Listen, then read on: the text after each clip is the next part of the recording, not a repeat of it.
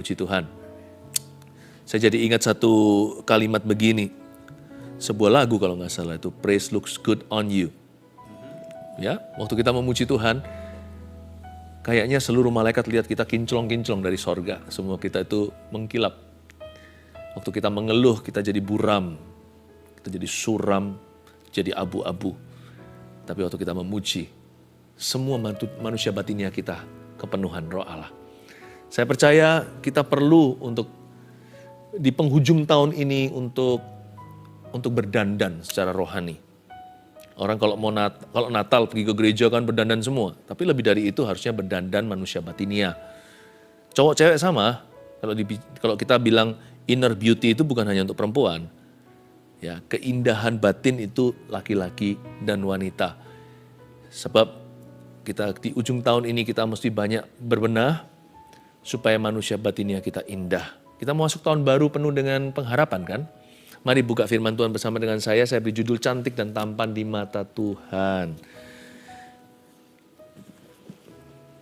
Kita lihat di 1 Petrus pasal yang ketiga, ayat 1-7 bunyinya. Memang ini tentang suami istri, tapi nggak hanya bicara pernikahan ya, tapi bicara soal laki-laki dan perempuan. Manusia batinnya kita itu yang disebut di sini. Hubungan suami istri sangat bergantung dengan itu, rumah tangga. Tapi saya mau bawa Anda ke intisari, langsung ke akarnya. Kristus bilang apa soal laki dan soal perempuan. Demikian juga kamu, hai istri-istri, tunduklah kepada suamimu.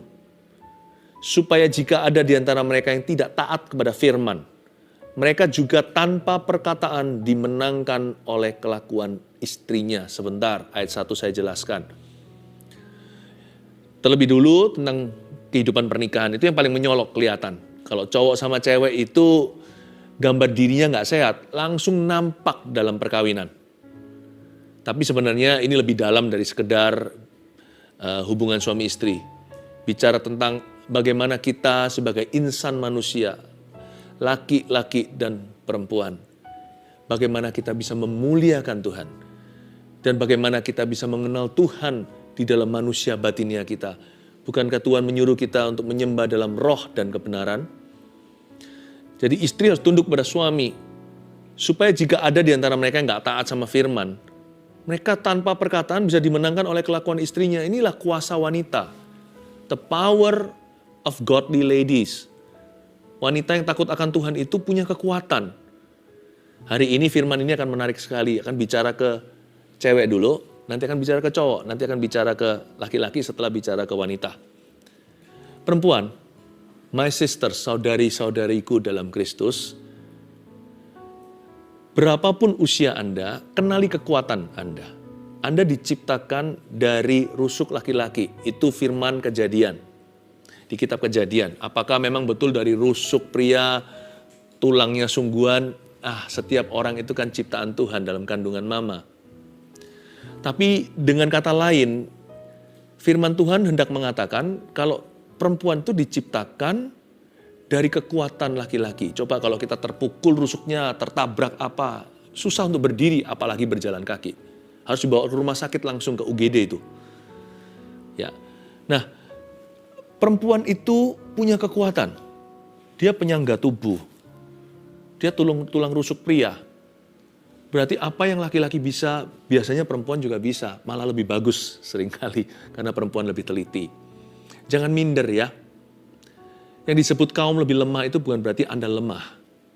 Tapi beda fungsinya. Jadi kenali kekuatanmu. Kekuatan perempuan bukan terletak di mulutnya.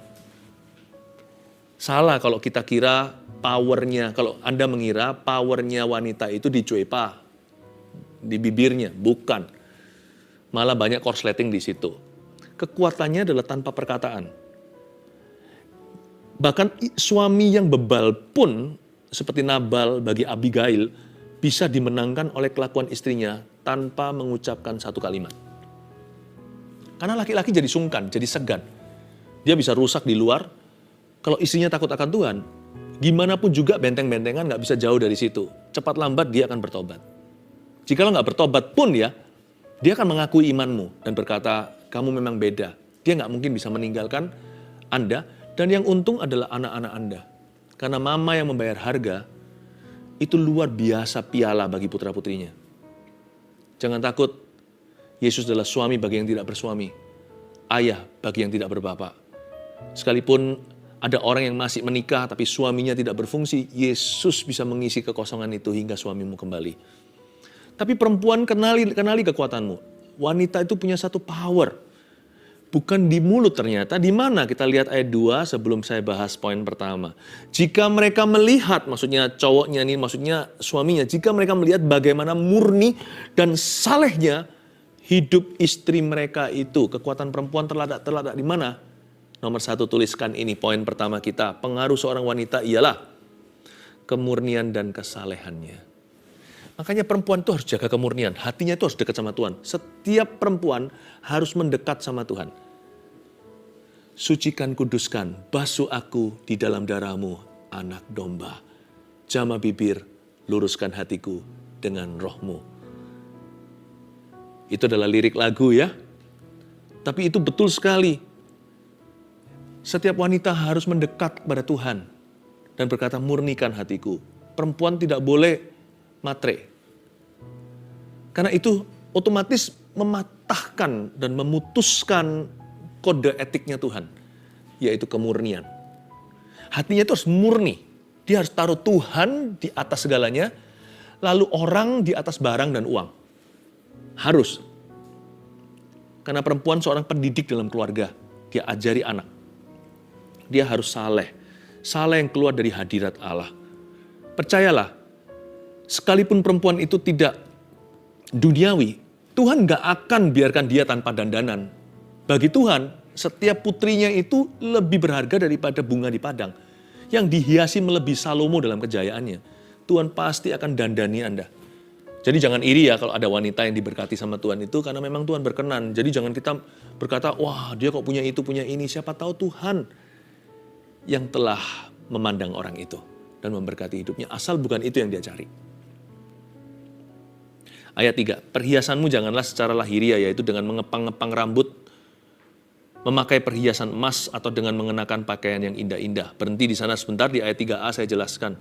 Ini bukan berarti style rambut ya. Ya, ini juga bukan berarti nggak boleh pakai perhiasan sama sekali. Yang namanya wedding band atau cincin kawin itu kan dari emas juga. Maksudnya jangan berlebihan. Maksudnya juga di sini artinya itu bukan intinya. Intinya di mana? Ini dia. Oh, ayat 4 sih sekarang. Ayat 4 ya, saya bacakan dulu. Tadi sudah selesai ayat 3. Tetapi perhiasanmu ialah manusia batinia yang tersembunyi dengan perhiasan yang tidak binasa. Itu intisarinya.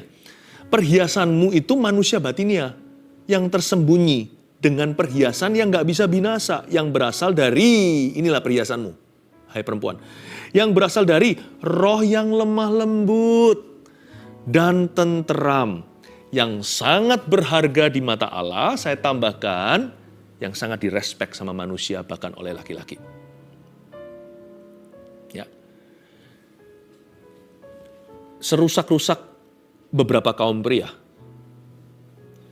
Jikalau mereka mau, meskipun bicaranya mungkin yang tidak patut untuk disebutkan, tapi kalau ada perempuan yang takut akan Tuhan, mereka akan segan. Setan pun bisa angkat topi padamu, jikalau Anda berjubah putih. Perhiasanmu ialah manusia batinnya yang tersembunyi dengan perhiasan yang tidak binasa, yang berasal dari roh yang lemah lembut dan tentram, dan yang sangat berharga di mata Tuhan. Poin kedua, ya, laki-laki dapat 2, perempuan dapat 2 dalam renungan ini. Perhiasan seorang wanita ialah, catat itu, roh lemah lembut dan ketenangan jiwanya. Jadi kalau di dalam suatu ruangan terjadi kepanikan, yang terakhir panik harusnya perempuan. Dia yang bisa menenangkan suaminya, sudah tenang dulu. Jangan ikut emosi. Karena roh tentrammu itulah perhiasanmu. Di situ membedakan perempuan yang melarat secara rohani dengan perempuan yang konglomerat secara rohani. Itu bukan perhiasan di luarnya, perhiasan di dalamnya. Roh lemah lembut dan tentram. Lemah lembut itu gentle. Ternyata bukan hanya gentleman, gentlewoman juga ada. Dan tentram. Saya dorong ya, menjelang akhir tahun ini, yang wanita banyak baca Bible Ladies, Biblical Women. Coba bacain itu. Termasuk baca mereka yang, apa namanya kalau di dalam sebuah play itu yang orang jahatnya namanya apa? Apa namanya itu? Antagonis ya. Betul ya? Antagonis. Termasuk yang antagonis dipelajari, jangan jadi begitu. Jangan jadi yang begituan. Tapi terutama pelajari mereka yang menjadi lakon-lakon Alkitab itu. Sarah gimana terhadap Abraham. Deborah juga, sekalipun dia berkarisma, tapi dia menundukkan diri sama Barak. Dan Deborah nggak sok-sokan. Coba pelajari satu persatu, Ruth, Esther, ada banyak. Kalau Anda, nama-nama yang tadi yang saya sebut itu semua yang klasik. Yang ngejazz banyak sekali di dalam Alkitab. Itu yang seringkali luput dari perhatian, itu yang luar biasa loh. Nanti ya, ke depan nanti tahun depan, kalau saya pas lagi bahas tentang, semoga saya bisa bahas lebih banyak biblical ladies di saat teduh juga, kalau Tuhan izinkan. Ada banyak tokoh-tokoh yang Anda tidak anggap. Coba diselidiki, ada banyak sekali mutiara-mutiara ilahi akan masuk ke hatimu waktu membaca itu. Sekarang yang laki-laki, oke. Wah, saya senang nih sekarang giliran kaum pria. Saya juga dapat sesuatu nanti ya. Ayat 5, sebab demikianlah caranya perempuan-perempuan kudus dahulu berdandan. Yaitu perempuan-perempuan yang menaruh pengharapannya kepada Allah, mereka tunduk kepada suaminya. Nah itu kenapa saya suruh Anda tadi baca dan pelajari tokoh-tokoh wanita di Alkitab. Mereka lah perempuan-perempuan kudus zaman dahulu. Mereka dahulu berdandan sama apa? Coba tiru mereka. Sama seperti Sarah taat kepada Abraham dan menamai dia tuannya. Dan kamu adalah anak-anaknya jika kamu berbuat baik dan tidak takut akan ancaman. Ya, saya bersyukur kalau di Asia ini kebudayaan kita masih merapat ke Alkitab. Wanita masih oke gitu ya, disebut harus tunduk pada suaminya. Kalau di negara barat mungkin udah nggak oke. Jadi makanya itu banyak kecolongan, banyak bolongnya dalam pernikahan. Lalu banyak sekali masalah yang masuk karena itu, banyak virus dosa. Nggak apa-apa loh, itu bukan berarti kalau wanita dibawa laki-laki, jangan salah. Sekali lagi, laki-laki itu dikatakan di kitab Kejadian itu lubang tulang rusuknya. Ini secara rohani saya bicara. Dia harus mencari jati dirinya. Kalau dia nggak secure atau aman dengan dirinya, apalagi aman dalam Kristus, dia akan cari di mobil yang dia kendarai, dia cari di pekerjaannya. Pokoknya bolong itu, lubang itu harus diisi sama sesuatu dari luar. Ya kan? Makanya kalau pria sama pria ngobrol, nggak bicara soal keluarganya kan. Kerjanya apa? Kalau kerjanya kurang gimana, dia pasti akan minder gitu dibanding dengan teman-temannya. Kalau wanita lain dia dicipta langsung dari kekuatan. Jadi perempuan bisa saja sekarang broken heart. Nangis sejadi-jadinya, besok pagi seolah-olah nggak terjadi apa-apa, udah move on dia. Karena dia lahir sudah langsung dari kekuatan, dari tulang rusuknya pria. Laki masih ada bolongnya, wanita terbuat dari bongkahan kekuatan laki-laki.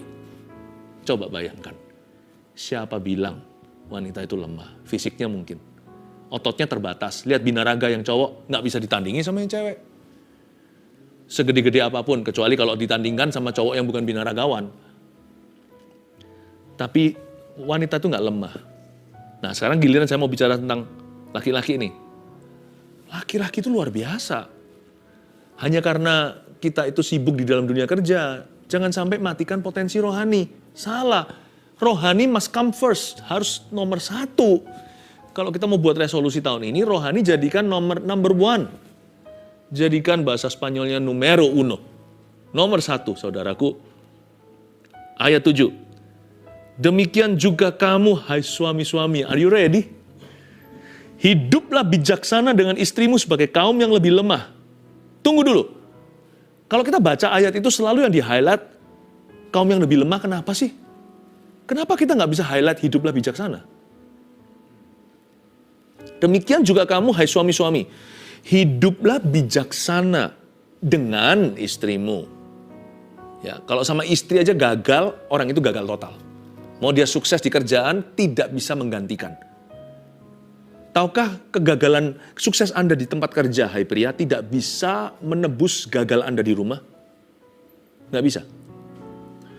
Hiduplah bijaksana dengan istrimu, baru setelah itu nggak akan bangkitkan amarah di dalam diri anak-anaknya. Anak-anaknya nggak akan bolong kosong emosinya. Itu loh, gelasnya itu nggak akan hampa.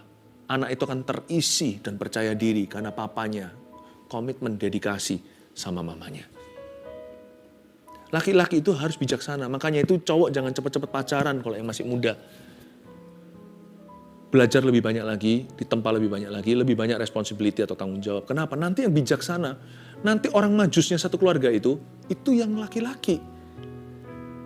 Karena itu kalau masih umur sangat-sangat belia, saya nggak mau sebut dah usianya, misalkan saya buat yang nggak masuk akal.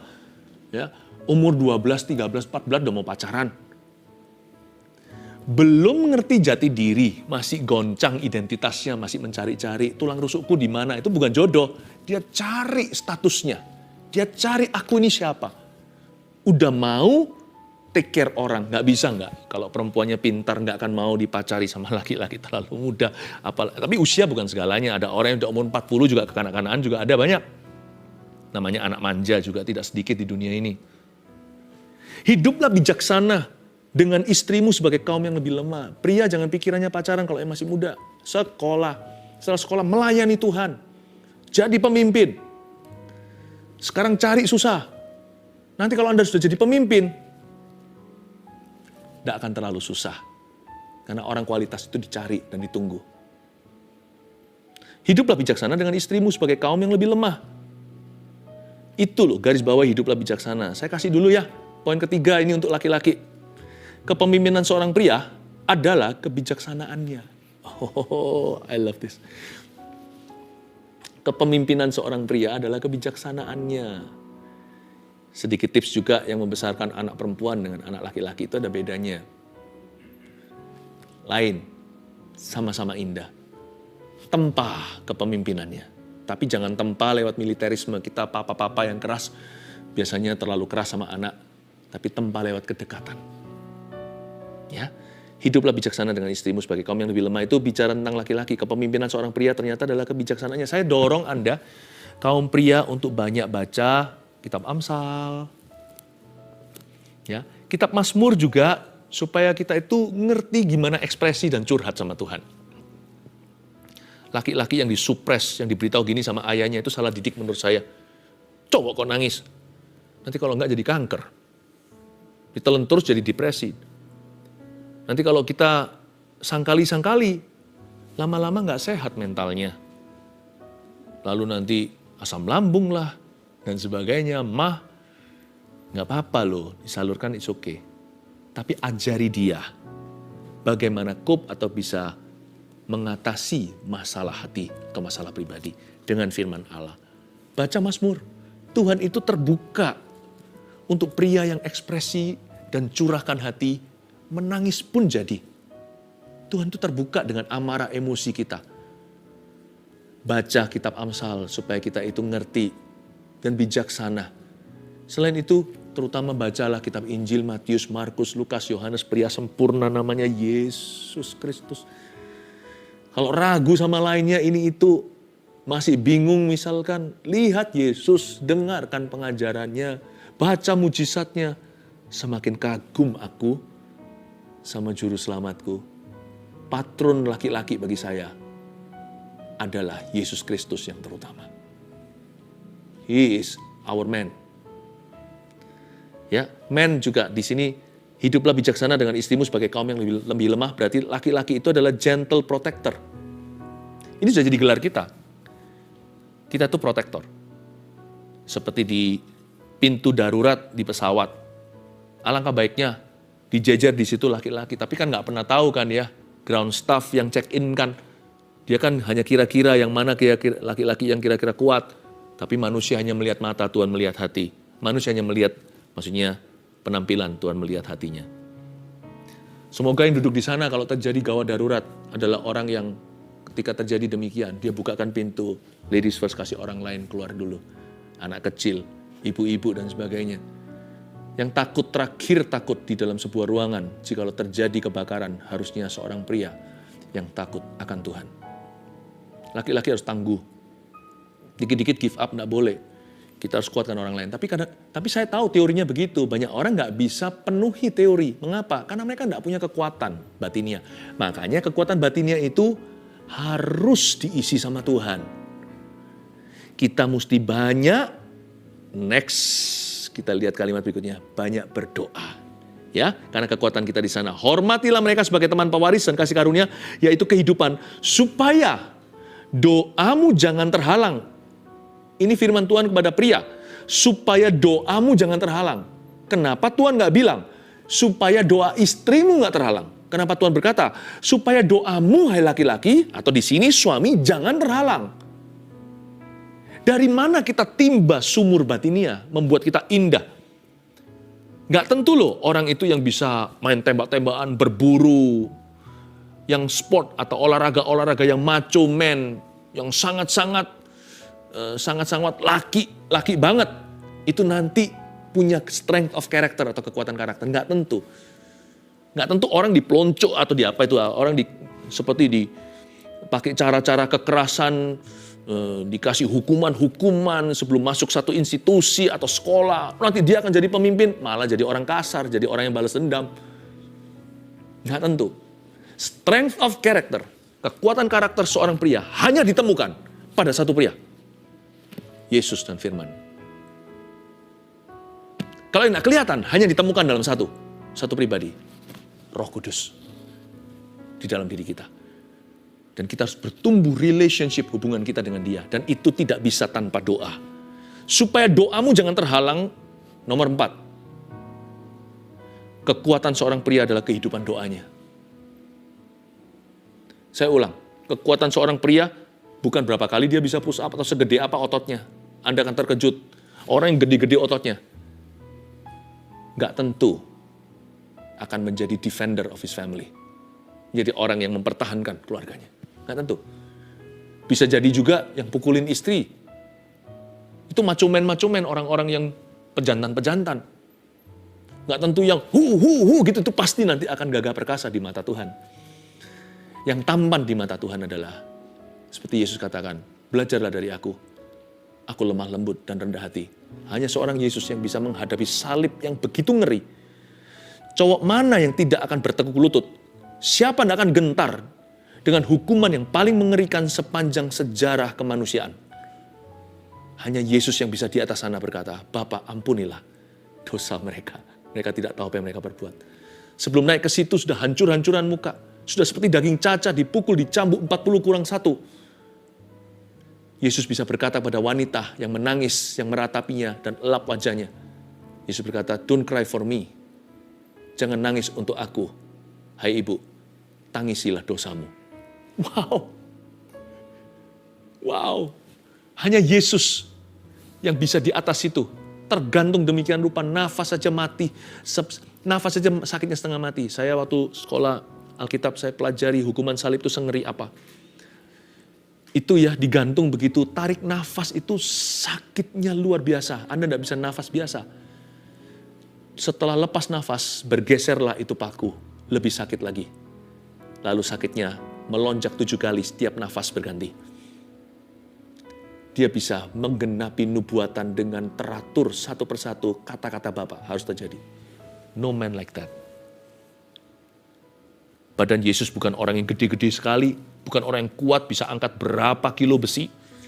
Saya nggak anti, nggak apa-apa olahraga yang maco, nggak apa-apa yang olahraga yang sifatnya laki-laki benar, it's okay.